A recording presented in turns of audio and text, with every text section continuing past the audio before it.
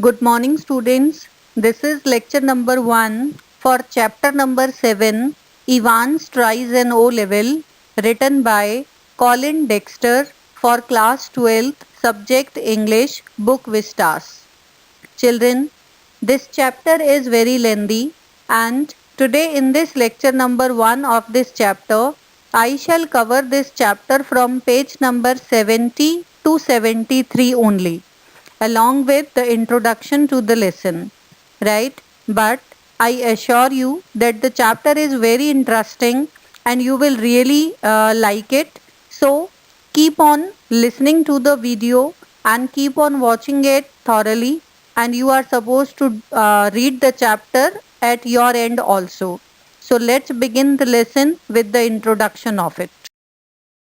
The story Evans Tries an O Level is written by Norman Colin Dexter, 1932 2017, who was an English crime writer. He was known for his Inspector Morse series of novels, which were written between 1975 and 1999 and were adapted as a TV series. The story is about a cunning prisoner named Evans who makes a plan to escape from the prison on the day of his German language O level examination. The jail authorities, on the other hand, are ready to cover up any sort of risk. But he will be able to succeed in his escape, that we have to read and find out. The complete chapter is actually a mystery in which you will get to know many things about this man named Evans who is imprisoned and wants to appear in outstanding level of German examination. For that, he was provided with a tutor in his jail in order to understand German language, and then he requested the authorities to appear in examination for his qualification. And the governor of the prison, Oxford Prison, spoke to the board authorities from where he got permission for this prisoner to appear in the examination, how he appeared in the examination, and how he made his escape finally possible, that we shall read and find out.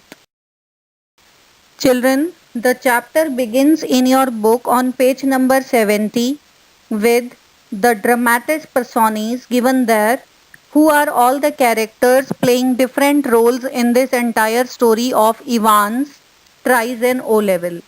So I tell you, the first one is the main protagonist, that is James Evans, that is his full name, James Evans, who was a prisoner and the secretary of the examination board. Then there is the governor of HM Prison, Oxford. This is the name of the prison, HM. And here we have one person to play the role of the governor of HM Prison, Oxford. Then there is Mr. Jackson, who is a prison officer. Jackson is junior prison officer. And Mr. Stephens, who is a senior prison officer. The Reverend S. McClary, Reverend means respected, who comes as an invigilator to conduct the examination of James Evans in the prison. Then we have Mr. Carter, who is detective superintendent. Then we have Mr. Bell, who is detective chief inspector. These are the total characters of the play who will play different roles in this story of Evans. Students, the lesson begins with the line on page number 70. You see, after dramatis personae, all precautions have been taken to see to it that the O-level German examination arranged in the prison for Evans does not provide him with any means of escape. Right? It was in early March when the secretary of the examinations board received the call from Oxford Prison. It's a slightly unusual request, Governor, but I don't see why we shouldn't try to help. Just the one fellow, you say.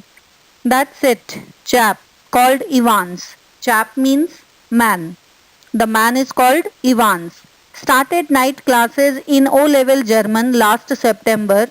Says He is dead keen to get some sort of academic qualification. Academic qualification he wants, so he wants to appear in examination. Is he any good? This is what, children, there is the governor's request to the secretary of board examination. This is actually the talks going on between the governor and the secretary of the board examination. What does the writer write here? He says, in the month of March, the secretary of examination board received a call from Oxford prison, right? And he said that it was a strange request, but they wanted to help that person. He also confirmed that there was just one person as he had said. The governor confirmed that there was only one person for the examination whose name was Evans. He also told him that Evans started taking night classes in O level of German language last September and he was interested in achieving educational qualification. The secretary asked whether Evans was good at studies or not. Right? So, the chapter begins with the introduction and then it continues with the governor's request to the secretary of board in which he is requesting him to allow this prisoner called Evans to appear in O-level examination of German language. Now we shall read about the secretary accepted the governor's request.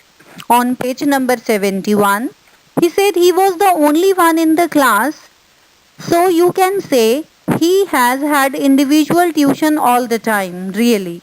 Would have cost him a packet if he had been outside. Well, let's give him a chance, shall we? That's jolly kind of you. What exactly the procedure now? Right? Oh, don't worry about that. I'll be sending you all the forms and stuff. What's his name you say? Evans. James Roderick Evans. Children, this is the complete name. James Roderick Evans. It sounded rather grand. Just one thing, Governor. He is not a violent sort of fellow, is he? I don't want to know his criminal record or anything like that. But no, there is no record of violence. Quite a pleasant sort of chap, they tell me. Bit of a card, really. One of the stars at the Christmas concert. Concert means musical performance. Imitations. Imitations means copying. You know the sort of thing Mike Yarwood stuff? No, he's just a congenital leptomaniac. Congenital means natural, inherited. Leptomaniac means a very strong wish to steal that you cannot control. Right? He was suffering from the habit of stealing. This was the trouble. That's all. The governor was tempted to add something. Tempted means he have an urge to do something. The governor was tempted to add something else, but he thought better of it. He would look after that particular side of things himself. Now, what had happened in these lines? The governor replied that Evans was the only one who attended classes of German language in the prison. So we can infer that he received individual tuitions for the same course. So taking such a class outside the person would have cost him a lot of money.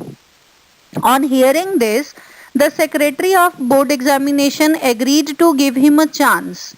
The governor appreciated him for his decision and also asked about the form and the procedure. The secretary replied that he would send all the forms required for the examination in the prison and he asked he would send all those things there for their convenience and he asked the prisoner's name. The governor replied his name was James Roderick Evans and the secretary also sought clarification whether Evans was a violent person or not. The governor said that there was no such cases, no such record of his violence in the prison. He was a nice guy, a bit humorous, and he was actually a star at Christmas musical performance. He compared him to the comedian Mike Yarwood because of his copying acts. He also added that he suffered from kleptomania, which urged him to steal. The governor wanted to tell something more, but he decided that he would keep a check on that. Now we shall read about Evans to appear in the exam in his lockup. Right? Now the things have been settled between the governor and the secretary. Let's proceed on page number 71. Somewhere in the mid I am reading. He said, presumably. Presumably means assume, to assume something or to believe something. Right? He said, presumably, said the secretary, you can arrange a room where, no problem. He is in a cell on his own. Cell means lockup. He is in a lockup of his own. If you have no objections, he can sit the exam in there. That's fine. And we could easily get one of the parsons from St. Mary Mag's to invigilate, if that's it. What is the meaning of parson? Parson is a churchman. A priest in a church is known as parson. In Hindi we call padri. Right? And St. Mary Mag's, it was a church in England. Okay? He said that we would call one parson from St. Mary Mag's, the church, to invigilate the examination. Fine. Yes. They seem to have a lot of parsons there, don't they? The two men chuckled good-naturedly. Chuckled means laughed quietly, right? And the secretary had a final thought. At least there is one thing, you should not have much trouble keeping him incommunicado. Incommunicado means not able to or allowed to communicate with someone else. Should you? The governor chuckled politely once more, reiterated means repeated his thanks, and slowly cradled the phone. Cradled means placed back. Right? I tell you the difficult words which occurred in this para. It is presumably. Presumably means to assume. Cell means lock up. Objections means complaints. Parson is a churchman, priest in a church. St. Mary Mag's is a church in England. Invigilator, you know that to supervise whosoever comes to supervise the examination is known as invigilator. Chuckled means laughed quietly. Incommunicado means not able or allowed to communicate with other people. Cradled means placed back. So in these lines what we studied? We studied the secretary asked the governor if he could arrange a separate room for this examination in his prison. The governor replied to him that there was no such problem because Evans was already in his own lockup. He was kept separately, individually, in his own lockup, so they could conduct the examination then and there only, if the secretary had no problem with it. The secretary found it suitable, and the governor also told him that they would call a churchman from the nearby church, that is St. Mary Mag's, who would keep a check on Evans during the examination. He would act as an invigilator. The secretary laughed that the church had a good number of priests and one could be assigned the job of supervision also. The secretary questions the governor that if it was easy to stop Evans from communicating with the other people. The governor laughed again and thanked him for accepting his request. He then put the receiver of the phone back on rest and called for Evans. Let's continue with page number 72 from the very beginning. Now the governor has called for Evans. He says, Evans the break, as the prison officers called him. Thrice he had escaped from prison. Escape means run away. He had got himself freed from jail 3 times before, and but for the recent wave of unrest in the maximum security establishments up north, he would not He wouldn't now be gracing the governor's premises in Oxford. Premises means building, right? And the governor was going to make absolutely certain, certain means sure, that he would not be disgracing them. Disgracing means insulting them or making them feel bad now, right? Not that Evans was a real burden, just a persistent. Persistent means continuous. Nagging. Nagging means imitation, right? Or you can write troubling. Just a persistent nagging presence. He would be all right in Oxford, though the governor would see to that, would see to it personally, and besides, there was just a possibility that Evans was genuinely interested in O level Germans. Just a slight possibility, just a very slight possibility. At 8:30 pm on Monday, 7 June, Ivan's German teacher shook him by the hand in the heavily guarded recreational block. Recreational block means relaxation or where they used to have fun. Just across from D Wing. D Wing is the area divided in the prison. Okay. So he said Guttenglück, Herr Evans.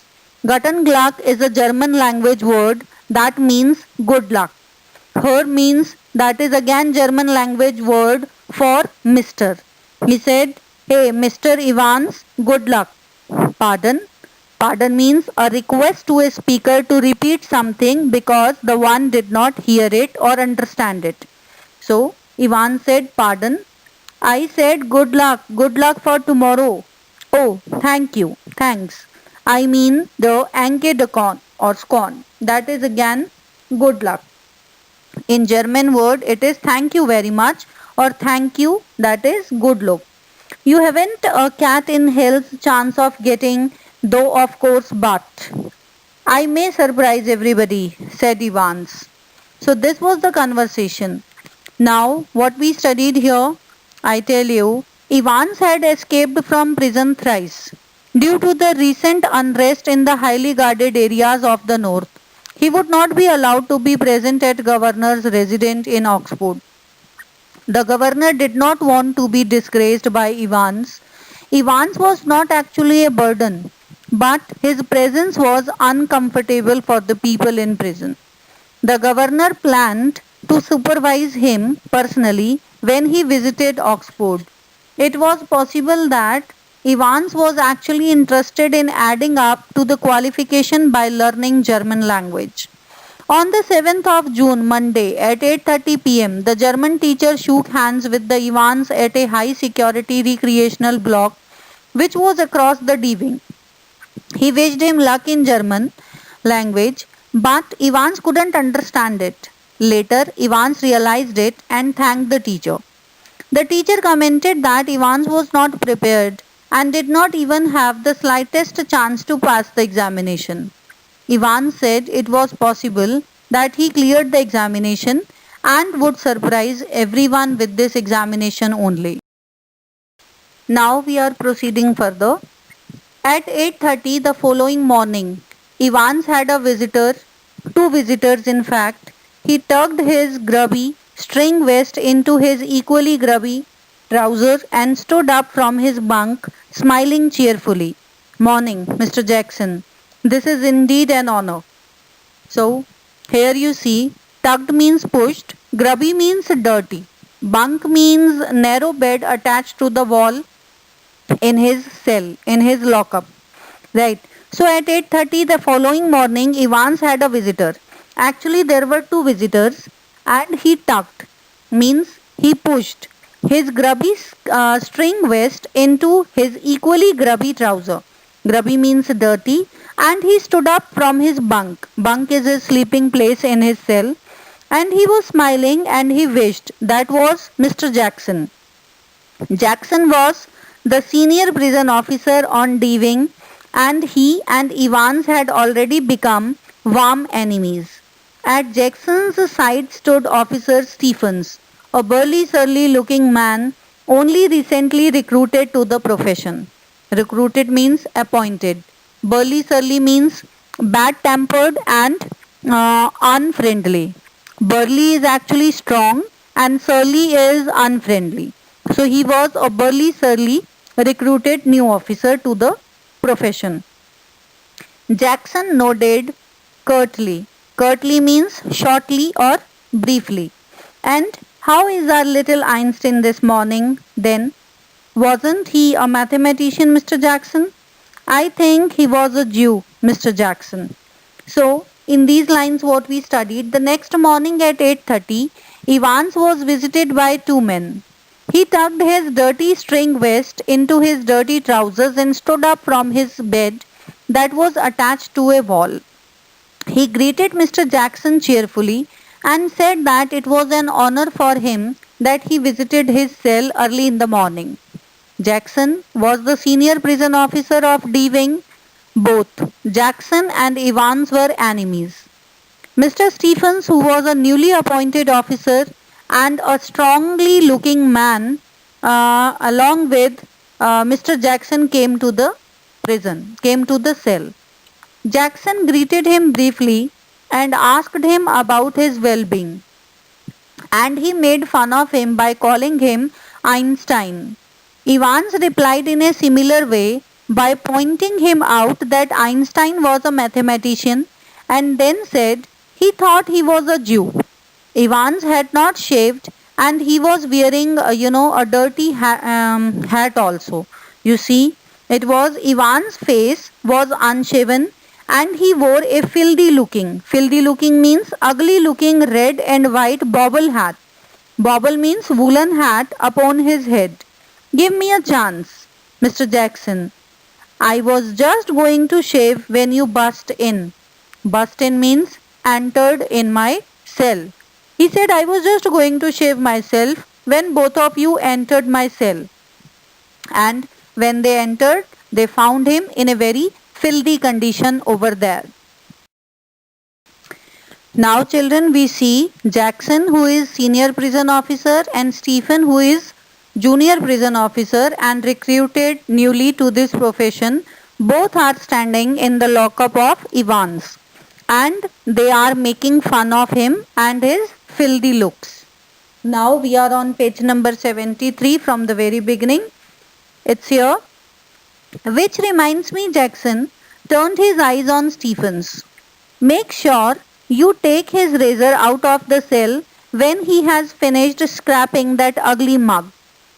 Mug means a person's face. Scraping is to remove unwanted covering.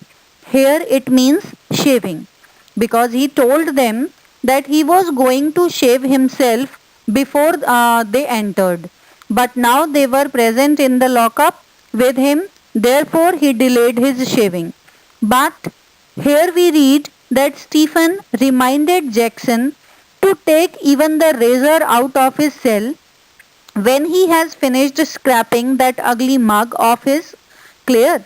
One of these days he will do us all a favor and cut his bloody throat. For a few seconds, Evans looked thoughtfully at the man standing ramrod. Ramrod means stiff. Straight in front of him, a string of Second World War medals proudly paraded over his left breast pocket. Mr. Jackson, was it you who took my nail scissors away? Evans had always worried about his hands. Nail scissors means nail cutter, right? After hearing him in these lines, Jackson told Stephens that this reminded him that Stephens should take away his razor as soon as he had completed shaving his ugly looking face. He also added that one day Evans would do a favor for the prison officer by cutting down his own throat with a razor. Evans gave a thoughtful look at his strict supervisor, who had medals from the Second World War lined up on the left side of his blazer. On the breast pocket, he asked him that, Mr. Jackson, was it you who took away my nail cutter from this cell? Evans was always worried about how his hands looked. So he inquired that it was you who took my nail cutter out of my cell, out of my lockup. Now we are reading the second half of page number 73, in which it's written, and your nail file too. When Evans was inquiring about his nail scissors, then Jackson replied, your nail file too. Look, for a moment Evans' eyes smoldered. Smoldered means burnt dangerously. But Jackson was ready for him. Orders of the governor. Evans, he leaned forward. Lean means bent. Bent forward and leered. Leered means looked very cunningly. His voice dropping to a harsh, contemptuous whisper. Contemptuous means hateful. You want to complain? Evans shrugged. Shrugged means shook. He shrugged his shoulders lightly. The crisis was over. You have got half an hour to smarten yourself up, Evans, and take that bloody hat off. Me. At. Huh. Evans put his right hand lovingly on the top of his filthy woolen and smiled sadly. Don't you know, Mr. Jackson, it's the only thing that has ever brought me any sort of luck in life. Kind of lucky charm.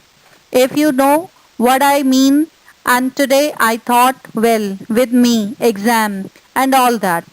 Buried somewhere in Jackson was a tiny core of compassion, and Evans knew it. Right? So, what we studied in these lines? We studied that Jackson replied that he took his nail file too out of his lockup. And after listening to this, Evans got angry and his eyes started glowing with anger. Jackson was ready for this and he answered that it was governor's order. Jackson was ready for this and he answered that he bent forward in front of him and he asked in a whisper whether he wanted to complain. To this, Evans denied by moving his shoulders. Jackson told Evans that he had only half an hour to get ready and smarten himself by shaving and all, and told him to remove his dirty hat also. Evans moved his hand towards his dirty woolen hat and smiled sadly. He told Mr. Jackson that he wanted to take it with him as it was his lucky charm. Evans knew that Jackson was sympathetic towards him. Jackson allowed him to wear that hat just once. He also teased him by calling him Shirley Temple. Shirley Temple was an actress who had long wavy hair. Jackson hated Evans' long and wavy hair. He then asked him to shave. He said, okay, then you do one thing. It is on the next page. Just this one, then Shirley Temple. If there was one thing that Jackson genuinely loathed means hated, about Evans, it was his long wavy hair and get shaving. Right? He ordered him to shave himself and he said he allowed him to wear that his bobble hat because Evans said it was his examination day and this hat brings luck to him and it was his lucky charm. Therefore, he was allowed to keep that bobble hat, that woolen hat with himself there during the examination by the prison officer. So children, here you see that we have completed this chapter from page number 70 to 73 and you are supposed to read this complete chapter from these pages for these pages only, page 70 to 73 thoroughly. Then only you will be understanding this chapter. So if you want to understand this chapter in better manner, it is important to read it thoroughly and try to understand what I am explaining to you about this chapter. In this entire lecture number 1, I told you that how was Evans popular in the cell, that was HM prison, and he was kept in a personal lockup of his own there in the cell, and he wanted or he requested the prison officers to appear in O-level German examination, for which he had been given a tutor in the last September, and now in the month of March he had requested to appear in the examination for improving his qualification, right, to get a degree. Therefore, the governor of HM prison spoke to the secretary of the board examinations and he got it allowed for him to appear in the examination. Now we shall read how his examination started and what was the episode that happened during his examination. So by the time, thank you. Have a nice day.